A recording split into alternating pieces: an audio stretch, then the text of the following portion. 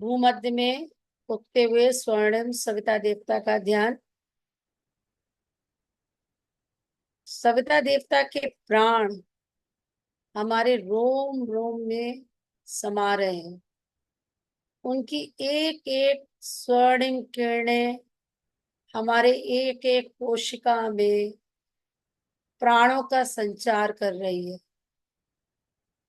परम पूज्य गुरुदेव, परम वंदनीय माता जी, हम सब के हृदय में बैठकर अपना आशीर्वाद दे रहे हैं। हम स्वर्णिम देवता के प्राणों के साथ साथ परम पूज्य गुरुदेव के प्राणों का भी अंश प्राप्त कर रहे हैं। और इसी के साथ इस पुस्तक का एक एक शब्द हमें हमारे अंदर स्वतः आत्मसात होता जा रहा है। इस भाव के साथ एक बार गायत्री मंत्र। ओ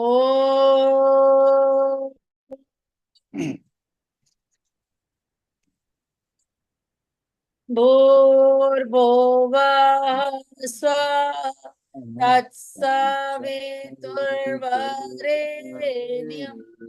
भर्गो देवस्य धीमहि धियो यो नः प्रचोदयात्।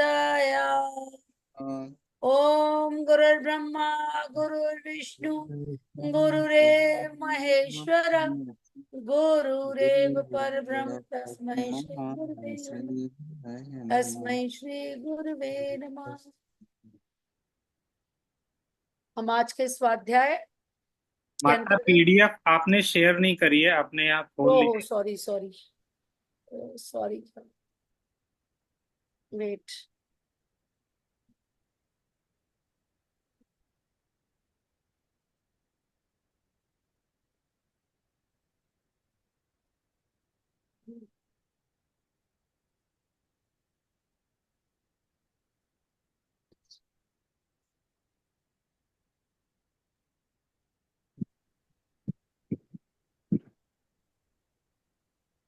तो इस आज मोस्ट प्रोबेबली ये इस पुस्तक का अंतिम दिन होना चाहिए। और हम लोग ने पुस्तक पढ़ी 5 प्राण 5 देव, जिसके लेखक हैं वेद मूर्ति तपोनिष्ठ पंडित श्री राम शर्मा आचार्य जी। हम लोग आगे इस स्वाध्याय का क्रम को आरंभ करते हैं। इस प्रणाली के अंतर्गत गहरी नींद में सोने वाले लोग ही भाषा शिक्षण के लिए छाटे जाते हैं। उन्हें सोते समय भाषा के टेप रिकॉर्डर सुनाए जाते हैं। वे नींद में ही व्याकरण के नियम और शब्द तथा उनका प्रयोग सीख लेते हैं। अब तक छपे परीक्षण बहुत सफल हुए। गुरुदेव बता रहे कि किस तरह से अवचेतन मन प्राणों को ग्रहण करता है रात में, और इसके अंतर्गत हम उनको नई भाषा का ज्ञान लोगों को सोते सोते टेप रिकॉर्डर के द्वारा दे सकते हैं। एक और ये प्रयोग और दूसरी ओर वैज्ञानिकों की निरंतर की शोध, दोनों प्रक्रियाओं ने यह सिद्ध करना प्रारंभ कर दिया है कि स्थूल शरीर में सूक्ष्म शरीर का अस्तित्व और सूक्ष्म शरीर में मन आदि संपूर्ण इंद्रियों व चेष्टाओं को पाया जाना असंभव नहीं है। मतलब एक स्थूल शरीर है, वो फिजिकल बॉडी जब सो भी गई तो उसके अंदर एक सूक्ष्म शरीर है जिसका अस्तित्व है, मतलब जो मेंटल बॉडी है, और उसी के अंदर मन और इंद्रिया और चेष्टाएं सभी को उसी में डिजॉल्व है, एक तरह से उसी में घुला हुआ है। इन घटनाओं के कारण जो अनेकों देशों एवं अनेकों लोगों के साथ घटी है, वैज्ञानिकों का ध्यान भी इस ओर जाने लगा है।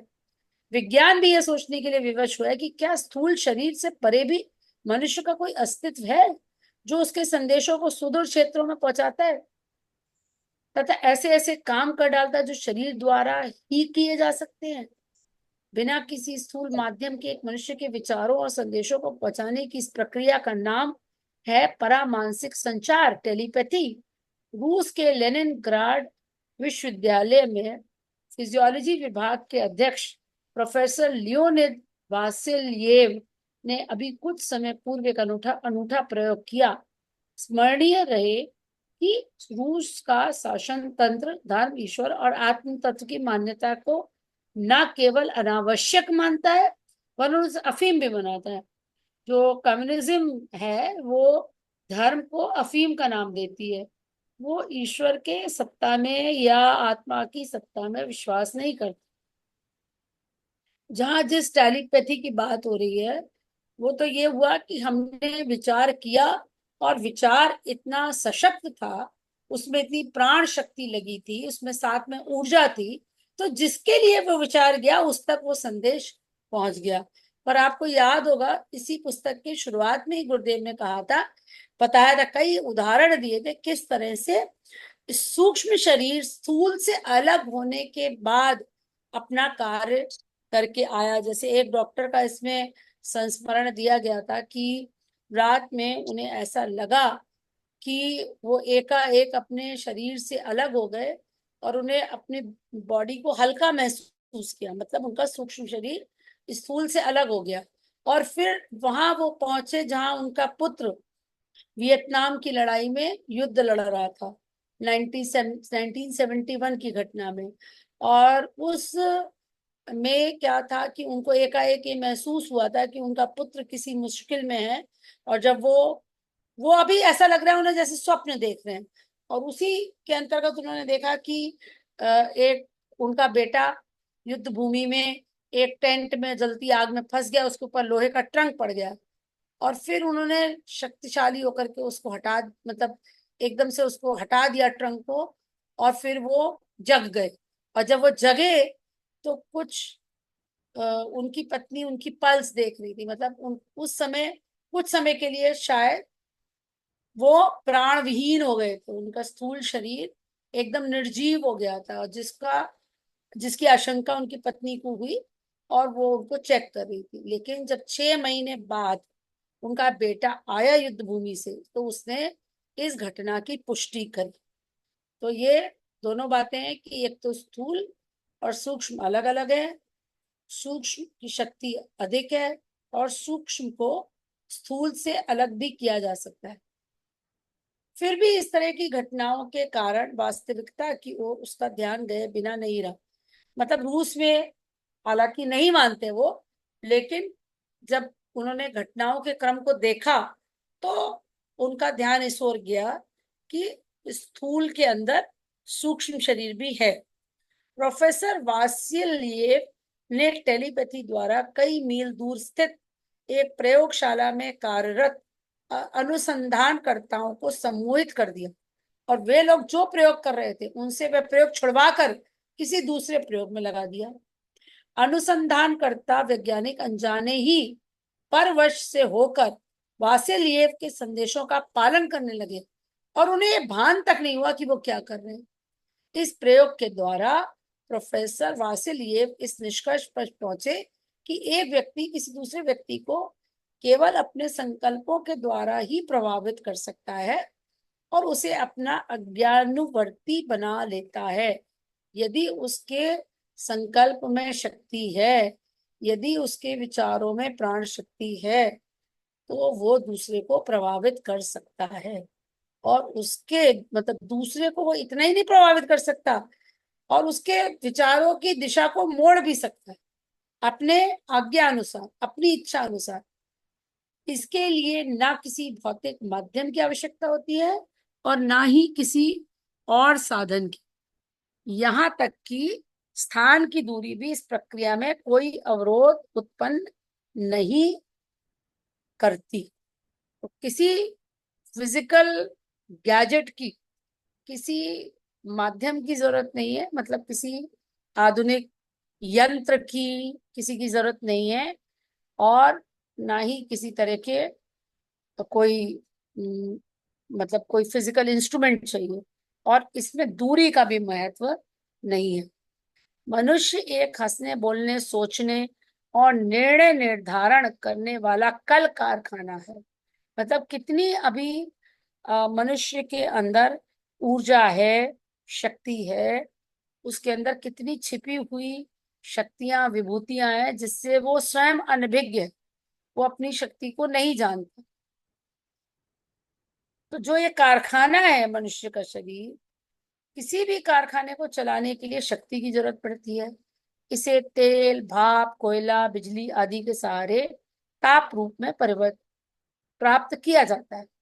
प्राणियों द्वारा धकेले जाने पर भी यह शक्ति प्राप्त होती है। शरीर का कारखाना भी शक्ति चाहता है। शरीर का कारखाना भी क्या हो रहा है, शक्ति चाहता है। वो बिना उसके तो चल नहीं सकता। इसके लिए उसे ईश्वर का दिया हुआ स्वसंचालित यंत्र प्राप्त है।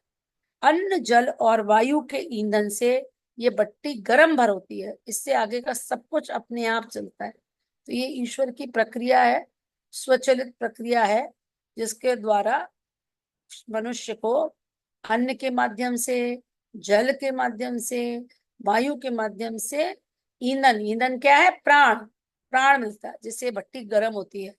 और उसके बाद सब ऑटोमेटिक मोड पे चलता है। पेट में पाचक रासायनिक द्रव्य अन्न से नहीं, अपने परंपरागत शक्ति स्रोतों से उत्पन्न होते हैं।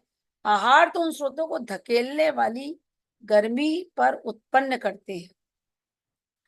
आहार तो गया, तो उसके बाद वो स्टिमुलेट होते हैं। स्टिमुलेट होने के बाद उनसे जब वो अपने आप रासायनिक द्रव्य निकलने लगते हैं जो आहार को पचाएंगे। यो चेतना का केंद्र मस्तिष्क माना गया है और उसका पोषक रक्त संस्थान हृदय कहा है। हृदय को सामग्री पेट से मिलती है। पेट को भरना मुंह का काम है। मुंह के लिए साधन हाथ जुटाते हैं। ये चक्र तो चलता ही रहता है। जैसे एक यज्ञ होता है ना, यज्ञ में सारी कुछ चीजें इंटर रिलेटेड है, सब अपना अपना काम कर रहे हैं अपना, और फिट होकर के वो फिर पूरी एक प्रक्रिया या एक पूरी प्रोसेस चालू होती है। पर असल में पूरा शरीर ही शक्ति भंडार है। ये शक्ति असामान्य विद्युत स्तर की है।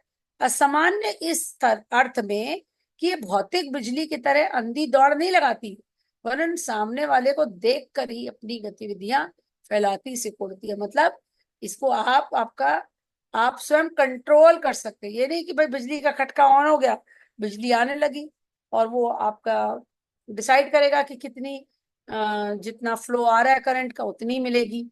लेकिन यह आपके पास कंट्रोल है, आप उसको बढ़ा भी सकते हैं। इस तरह से असामान्य है। आप इसमें एक अद्भुत लेवल तक इंक्रीज कर सकते हैं। और ये मन के ऊपर है, आपके संकल्प के ऊपर है, आपकी नियमितता के ऊपर है, आपके विश्वास के ऊपर है, आपके श्रद्धा के ऊपर है। जितनी आपका मान्यता पक्की होती चली जाएगी, जितना आपका संकल्प दृढ़ होता चला जाएगा, जितना प्राण के बारे में आपका विजुअलाइजेशन बेटर होता चला जाएगा, उतनी ये विद्युत आपको अलौकिक रिजल्ट्स देगी। मतलब एक्स्ट्रा ऑर्डिनरी रिजल्ट आपको सिद्धियों और शक्तियों के रूप में, विभूतियों के रूप में मिलेंगे। मानवीय विद्युत हर व्यक्ति की अपनी विशिष्ट संपत्ति है। वह इसी के आधार पर ऐसे अनुदान देता है, ऐसे आदान प्रदान करता है जो पैसे या किसी वस्तु के आधार पर उपलब्ध नहीं हो सकते। अब ये नहीं है कि आपके पास ज्यादा पैसा है तो हम ज्यादा प्राण खरीद लेंगे, या हमारे पास ज्यादा, हम साधन संपन्न है, हम ज्यादा एजुकेटेड है, तो ये इसका कोई लेना देना नहीं है इस विद्युत में। एक व्यक्ति से दूसरा प्रभाव ग्रहण करता है, ये तथ्य सर्वविदित है। संगति की महिमा गाई गई है। कुसंग के दुष्परिणामों और सत्संग के सत्परिणामों को सिद्ध करने वाले उदाहरण हर जगह पाए जाते हैं। यह प्रभाव मात्र वार्तालाप, व्यवहार, लोभ या दबाव से उतना नहीं पड़ता जितना मनुष्य के शरीर में रहने वाली बिजली के आदान प्रदान से होता है। मतलब जितनी जिसके अंदर प्राण शक्ति होगी, उसकी वाणी में उतनी शक्ति आ जाएगी, उसकी वाणी इतनी प्रभावशाली हो जाएगी। उसका पूरा जो ऑरा है, जिसे हम ऊर्जा शरीर कहते हैं, जिसे हम इलेक्ट्रोमैग्नेटिक फील्ड कहते हैं, जिसे हम तेजो वलय कहते हैं, वो इतना प्रभावशाली हो जाएगा तो उसके संपर्क में जो भी आएगा वो प्रभावित हुए बिना नहीं रह पाएगा। और इसका सीधा सीधा रिलेशन है आपकी प्राण शक्ति से। ये प्राण शक्ति जब आपकी फिजिकल बॉडी में परिलक्षित होती है, अतिरिक्त प्राण शक्ति, साधारण नहीं, अतिरिक्त, तो तेजस कहते हैं। नहीं, तेजस नहीं, उसको कहते हैं ओजस।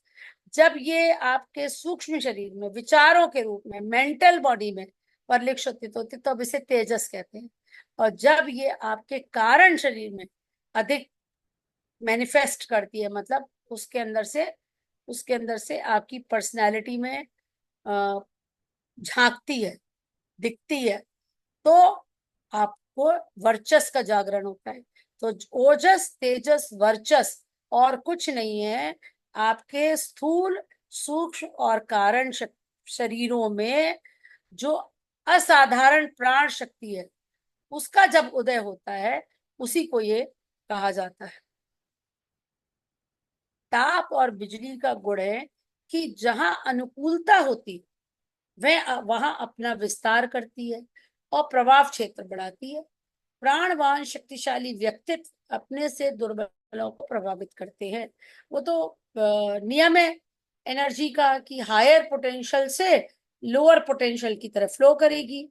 अब आप एक लोहे की छड़ को खूब तेज गर्म कर लीजिए और उसके साथ ठंडी छड़ को चिपका दीजिए साथ साथ, तो जो अधिक गर्म है उसमें से हीट एनर्जी जो कम गर्म है उसमें तब तक फ्लो करती रहेगी जब तक कि दोनों का टेम्परेचर इक्वल नहीं हो जाता। इसी तरह से जो प्राणवान व्यक्ति होते हैं, जो अपने से दुर्बलों के संपर्क में आते हैं, तो एनर्जी हायर पोटेंशियल मतलब अधिक प्राणवान से कम प्राणवान को मिलेगी।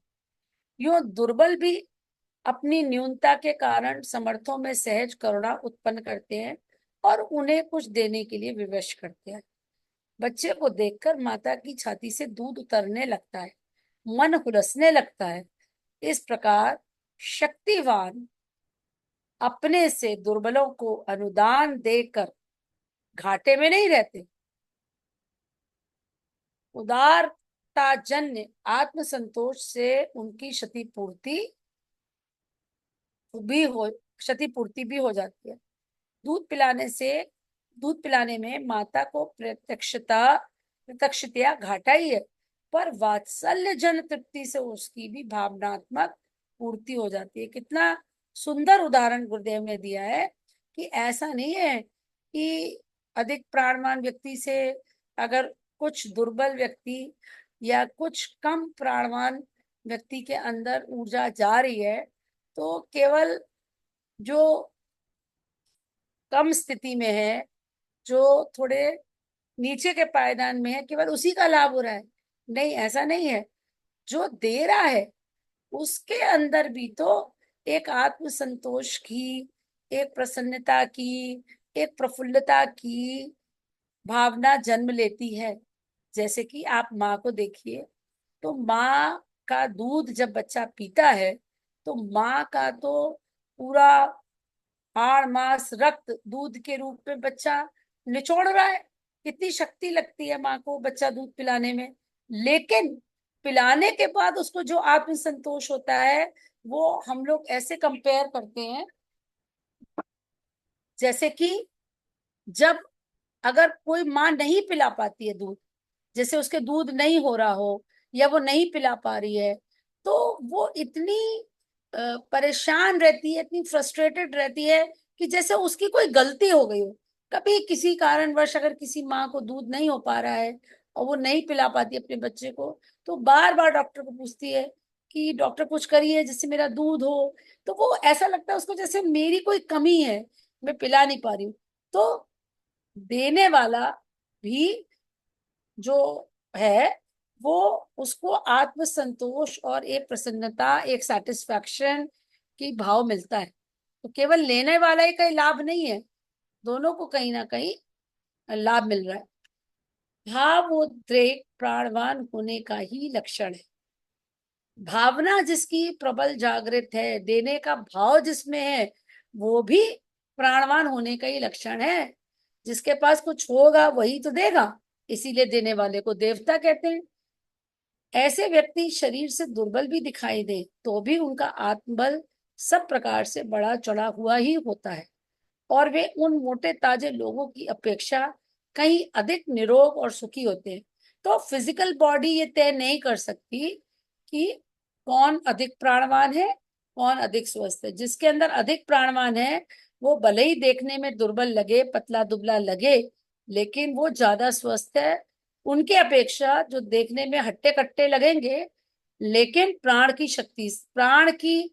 शक्ति के पे जब आकलन किया जाए तो वो कमजोर उतरते हैं। जो मांस की दृष्टि से तो बहुत भारी होते हैं, पर प्राणवान ना होने के कारण ना तो निरोग रह पाते हैं, मतलब उनको कोई ना कोई बीमारी घेरे रहती है, और ना ही दूसरों के भावनात्मक स्पर्श का आनंद ले पाते हैं, ना ही वो इमोशनली दूसरों से कनेक्ट हो पाते हैं। तो इसके लिए प्राणवान होने का मतलब ही है कि आपको दूसरों से कनेक्शन फील होगा, आपके इमोशनल कोशंट अच्छा होगा, स्पिरिचुअल कोशंट अच्छा होगा। तो ये दर्शाता है कि आप प्राणवान हैं। शरीर बल बुद्धि बल सॉरी शरीर बल, बुद्धि बल, धन बल, शस्त्र बल, सत्ता बल आदि कितनी ही सामर्थ्यों के लाभ सर्वविदित हैं। मतलब ये तरह तरह की शक्तियां हैं जिनके अलग अलग लाभ है। तो शरीर बल है तो वो निरोग रहेगा, बुद्धि बल है तो बुद्धि के बल पर बहुत लोगों के बीच में पॉपुलर होएगा।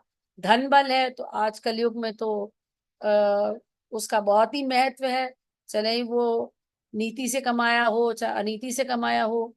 शस्त्र बल आप जानते ही हैं, धन बल के बाद लोग पावर में आना चाहते हैं। सत्ता बल यही पावर बल हो गया, पावर की मतलब जो शक्ति है।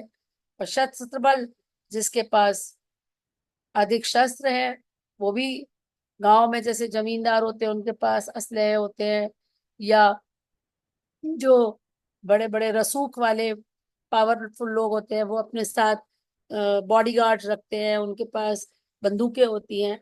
तो वो हर तरह से अपने आप को ऊंची स्थिति में पाते हैं। यदि आत्मबल की क्षमता एवं उपयोगिता का भी लोगों को पता होता, यदि वो आत्मबल मनोबल की इस क्षमता जो इस पुस्तक में पूरी बताई गई है उसके बारे में भी अगर लोग जान पाते, उसके महत्व को समझ पाते, तो वे जानते कि ये उपलब्धि भी इन सबसे कम नहीं बल्कि इनसे महत्वपूर्ण है। तभी तो गांधी जी का जिक्र आता है कि गांधी जी की आंखों में मत देखो, वो हिप्नोटाइज कर लेंगे। अंग्रेजी गवर्नमेंट ये कहती थी, don't look into the eyes of that man. वो आपको हिप्नोटाइज कर लेगा, वो करवा लेगा आपसे जो आप नहीं भी करना चाहते हैं। और वैसे तो वो बहुत पतले दुबले कमजोर देखने में, पर आत्मबल था उनके अंदर, जिसके कारण वो इस पूरे स्वतंत्रता संग्राम के लीडर बन पाए और अधिक से अधिक लोगों को वो प्रभावित कर लेते थे। आत्मशक्ति न केवल व्यक्तित्व को तेजस्वी बनाती है, वरन बाह्य जगत में लोगों को प्रभावित करने, उनका सहयोग संपादन करने में भी समर्थ होती है। मतलब ये आपको आपके व्यक्तित्व को तो उठाती है, आपके व्यक्तित्व में ओजस तेजस वर्चस्व को बढ़ाती है आत्मशक्ति, लेकिन साथ साथ जो संसार है, जो बाहर आप जिन लोगों के भी संपर्क में आते हैं, उनका सहयोग, उनका सहकार, उनका भी आपको साथ मिलता हुआ चला जाता है। तो आपको सहयोगियों की कमी नहीं रहती, आपके कामों में कोई व्यवधान नहीं आता। कठिन कामों की सरलता पूर्वक संपन्न करने की विशेषता जिनमें देखी जाती है, उनकी प्रमुख विशेषता यही आंतरिक प्रतिभा होती है, जिसे सर्वतोमुखी सफलताओं का आधार कह सकते हैं। हमारे प्रयत्न यदि उस क्षमता को प्राप्त करने की दिशा में चल पड़े तो सचमुच हम सच्चे अर्थों में सामर्थ्यवान कहे जा सकने योग्य बन सकते हैं। तो मेन क्या है, जो अल्टीमेट निष्कर्ष ये है पूरी पुस्तक का, कि अगर हमें जितने भी बल है उनसे ऊपर उठ करके आत्मबल की प्राप्ति करनी है, तो हमको प्राण शक्ति को बढ़ाना है। वो विद्युत जो हमारे शरीर में अगर मिनिमल अमाउंट में होती है तो केवल काम चलाऊ काम होता है, जैसे कि खाना पच गया, हमने अपनी नौकरी कर ली, अपनी गृहस्थी का भार उठा लिया, किसी तरह से किसी तरह से उसी में सारी प्राण शक्ति खर्च हो गई। लेकिन अगर बड़े काम करने हैं, कुछ बदलाव करना है, या कुछ हम ऐसा करना चाहते हैं कि इस समाज में आपकी प्रतिष्ठा भी हो, और आप लोगों को प्रभावित भी कर सके, या इस संसार की दिशा को बदल सके, या आप यूं कहें कि जो गुरुदेव आपसे चाहते हैं उसकी ओर आप कदम बढ़ा सके, तो सबसे पहले आवश्यक है कि आप अपने ये जो विद्युत शक्ति आपके अंदर है, जो आत्मबल के रूप में, मनोबल के रूप में आपके अंदर एक शक्ति का, नई ऊर्जा का संचार करेगी, उसको बनाना है और उसको बढ़ाना है। और उसके लिए फिर क्या है कि फिर कोई भी आपके लिए जो लक्ष्य है वो अचीव करना असंभव नहीं रहेगा, मुश्किल नहीं रहेगा। बहुत सरलता से, बहुत आसानी से, बिना किसी कठिनाई के आप इस प्रतिभा के कारण आप सारी सफलताओं को प्राप्त करते चले जाएंगे। और निश्चित ही आप सबके सहयोग के भी आप मतलब कहना चाहिए सबका सहयोग भी आपको मिलता चला जाएगा। तो ये पुस्तक यहीं पे समाप्त होती है, और इसके साथ ही आज का समय भी समाप्त हो गया है। और अगर, लेकिन अच्छा ये बात है कि प्राणायाम की क्रियाएं अगर हम रात को करते हैं तो वो थोड़ा सा इसलिए अनुचित है कि प्राणायाम जो है खाली पेट किया जाना चाहिए। और 9 बजे का टाइम ऐसा है कि अधिकतर लोग उस समय तक डिनर कर चुके होते हैं। तो अगर प्राणायाम को प्रैक्टिस करना है तो या तो टाइम में बदलाव करना पड़ेगा, जो थोड़ा इजी नहीं होगा। अतः उसके लिए जो आदरणीय डॉक्टर साहब ने कहा कि सूर्योदय से आधा घंटा पहला पहले और आधे घंटे बाद का समय यदि हम लोग चाहें तो इसी सेशन को सुबह के लिए कर सकते हैं, और संभव तो होगा। यदि कुछ पाना है तो कुछ थोड़े से एफर्ट्स तो हमको कंफर्ट जोन से बाहर आना पड़ेगा ना, तब संभव हो सकता है। आज महिमा दीदी तो है नहीं कि अगर वो इसको गाइड करती। दीदी मैं हूँ महिमा आज दीदी है। एक्चुअली। प्रणाम दीदी। आज प्रणाम। हरतालिका तीज है तो मेरा व्रत है, अभी जस्ट पूजा खत्म हुई है हाँ, तो उसी के व्रत तो अब पूजा आप में थी। बताइए कि आप इसमें कुछ कर पाएंगी। आप बताइए दीदी क्या क्या होना चाहिए। नहीं, बात तो सही है। देखिए, 9 बजे अगर हम प्राणायाम प्रैक्टिस करते हैं तो that is not the right time. जी दीदी, खाना तुरंत खा, क्योंकि हम तो जल्दी खा हाँ, लेते हैं, हम तो 7 बजे खा लेते हैं खाना दीदी। तो आप हम सात लोग तो साढ़े कई बार सात क्लिनिक से ही 7:30 बजे आते हैं, जी जी हाँ, दीदी, तो ये वही या तो पर्सन टू लोग। और पर्सन आके नहीं खाते खाते करेगा। 8 बज जाता है हमें तो, हाँ, बच जाता होगा दीदी। है ना। तो अगर आप सुबह का थोड़ा समय दे पाए, 15 मिनट भी, तो एक क्रम बन हाँ दीदी। जाएगा। थोड़े दिन कर लेते हैं, फिर वापस अपना यही स्वाध्याय। जी दीदी, मैं कोशिश कर सकती हूँ। ठीक है, तो थोड़ा आप। बच्चे अभी जिस एज में है ना, तो थोड़ा व्यस्तता, मेरी इन्वॉल्वमेंट बहुत है। उठती तो हूँ सुबह जल्दी, हम्म। और पर मैं कर सकते हैं 15-20 मिनट तो। हाँ, 15-20 मिनट बहुत है। किस किस समय दीदी? टाइम बताइए। 5 बजे? हाँ, 5 बजे। 5 बजे का ठीक रहेगा, क्योंकि उसके बाद फिर बच्चे के जाने का समय होने लगता है तो लंच बनाना 5 to पड़ता है। 5:20 कर लेते हैं, जितने लोग आएंगे आएंगे। मतलब उतनी उसके देर लिए कर हमें सकते हैं। थोड़ा सा परिवर्तन करना पड़ेगा, क्योंकि हाँ, 5 से 6:30 का समय जो जैसे हमारा है, वो बहुत सारे भाई बहन पार्क में आके साथ में योग और ध्यान करते हैं, तो उनको थोड़ा सा वो करना पड़ेगा। कोई बात आप नहीं। वहीं पे वो लगा दीजिएगा, क्या कहते हैं, अपना मोबाइल, और उससे कनेक्ट कर दीजिएगा, सब लोग करेंगे, उसी में बैठ करेंगे। 15-20 मिनट ये करेंगे, आप अपना कंटिन्यू कीजिएगा। तो मतलब फिर अपना आप, कंटिन्यू। लेकिन दीदी आप ही तो मना करते हो कि ध्यान वगैरह करने के बाद फिर फिजिकल एक्सरसाइज और वो सब। हाँ देखिए, कायदा तो यही है अब कि पहले हम करें अब ये थोड़ा फिजिकल। सा कोई बात नहीं, ये थोड़ा पर ये थोड़ी हाँ, वैकल्पिक व्यवस्था है। नहीं, बस हम बस वही इसमें थी। इसमें ज्यादा अच्छा विकल्प जो ये है कि यदि ठीक 5 बजे शुरू कर लेते हैं और 5:20 पे समाप्त हो सकता है, तो यही हम होगा, वहां का थोड़ी लेट कर लेंगे, वो ज्यादा यही अच्छा। होगा, यही करेंगे। 5 से 5:20 कर लो। ठीक। मंडे से। उस दिन ट्राई और फिर और उस दिन स्वाध्याय का ट्राई क्रम करके वही देख। चलेगा, 9 से 9:30। कब से होगा दीदी? कब से होगा? मंडे से होगा, मंडे से।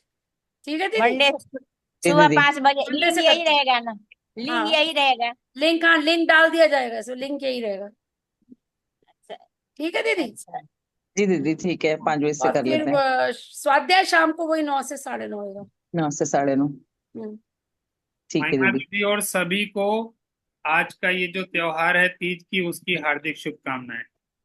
जी। धन्यवाद भैया, धन्यवाद इसीलिए बहुत। शायद आज अटेंडेंस कम है। हाँ, हो मैं सकता पारक है। में भी कम थी माता, इसीलिए अच्छा। मेरे ये तरफ से पूजा भी सभी एक्चुअली को तीज का पूजा दीदी हार्दिक शाम से ही शुरू बहुत होती बहुत है शुभकामना। हम पूजा। बधाई लोग आप भी लोग को नेपाल व्रत में की। तीज और मनाए हैं आज। मंडे से हम लोग प्राणायाम को आरंभ करते हैं, ठीक है। जी दीदी।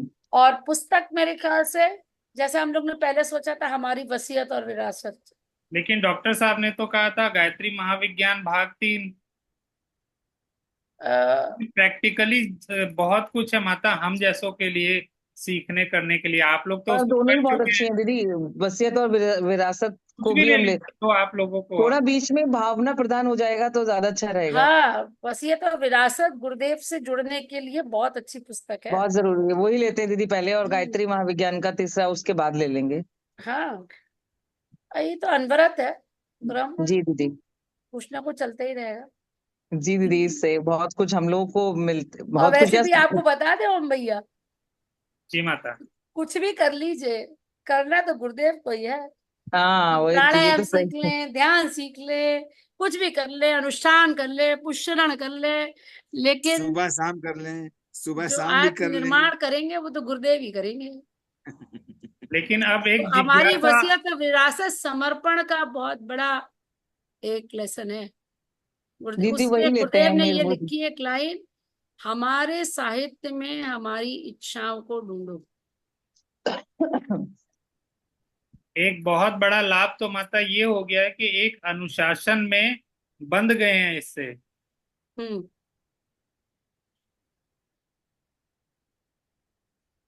चलिए, सभी को प्रणाम। सोमवार की सुबह अब 5 बजे। आज प्रॉपर वो कर लेते हैं, शांति पाठ। अब पुस्तक समाप्त हुई है। ओम द्यौ शांति अंतरिक्ष गुम शांति, पृथ्वी शांतिराप शांतिरोषधय शांति शांति वनस्पतय वनस्पतयः शांति। शांति विश्वे देवा शांति शांति ब्रह्म ब्रह्म शांति शांति। सर्वगुण सर्वं शांति शांति। शांतिरेव शान्तिरेव शांति शान्ति। सामा सामा शांतिरेधि। शान्तिरेधि। ओम ॐ शांति शान्तिः शांति शान्तिः शांति, शान्तिः। सर्वारिष्ट सुशांतिर्भवतु। तद्भवतु। सभी को प्रणाम, शुभ रात्रि।